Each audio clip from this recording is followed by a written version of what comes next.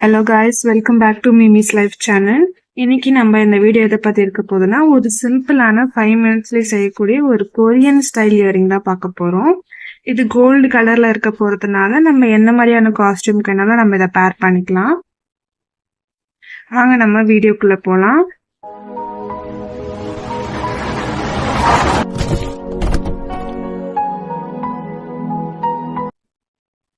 முதல்ல என்னென்ன மெட்டீரியல்ஸ் எல்லாம் தேவை அப்படின்னு சொல்லி பார்த்துக்கலாம்.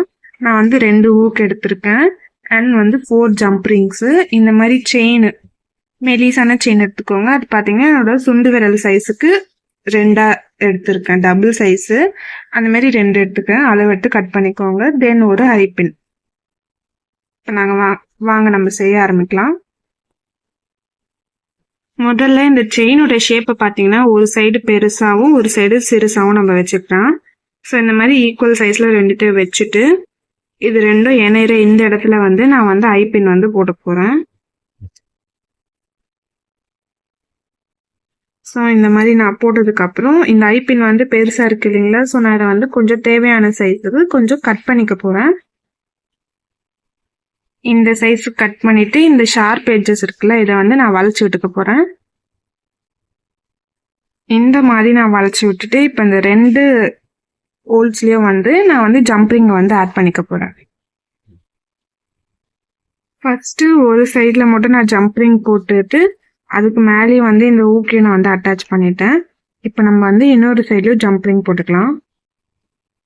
இப்போ பார்த்தீங்கன்னா நான் இன்னொரு சைடும் ஜம்ப்ரிங் போட்டு அதையும் அந்த ஹூக்கு கிட்டே மாட்டி விட்டுருக்கேன். இப்போ இதான் இந்த இயரிங்கு. பார்க்க எப்படி இருக்குன்னு சொல்லுங்க. இப்போ நம்ம இன்னொன்று செஞ்சுக்கலாம் இதே மாதிரி.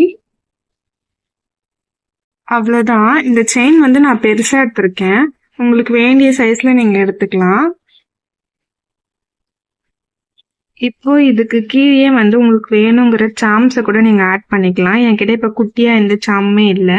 ஸோ நான் இந்த மாதிரி டால்ஃபின் வச்சுருக்கேன். உங்களுக்கு வேணும்னா ஆட் பண்ணிக்கலாம், வேணான்னா நீங்கள் அப்படியே கூட போட்டுக்கலாம்.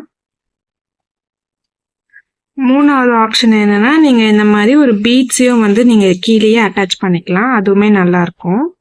எனக்கு இது சிம்பிளாக தான் பிடிச்சிருக்கு. இது நான் இன்னொரு மெத்தடு இயரிங் பண்ணுறதுக்காக யூஸ் பண்ண போகிறதால நான் வேறு எதுவுமே அட்டாச் பண்ணாமல் வச்சுருக்கேன். நீங்கள் இந்த 3 டைப் ஆஃப் இயரிங் சொல்லியிருப்பேன். பிளெயினாக சாம்ஸ் ஆட் பண்ண மாதிரி, இல்லாட்டி பீட்ஸ் ஆட் பண்ண மாதிரி.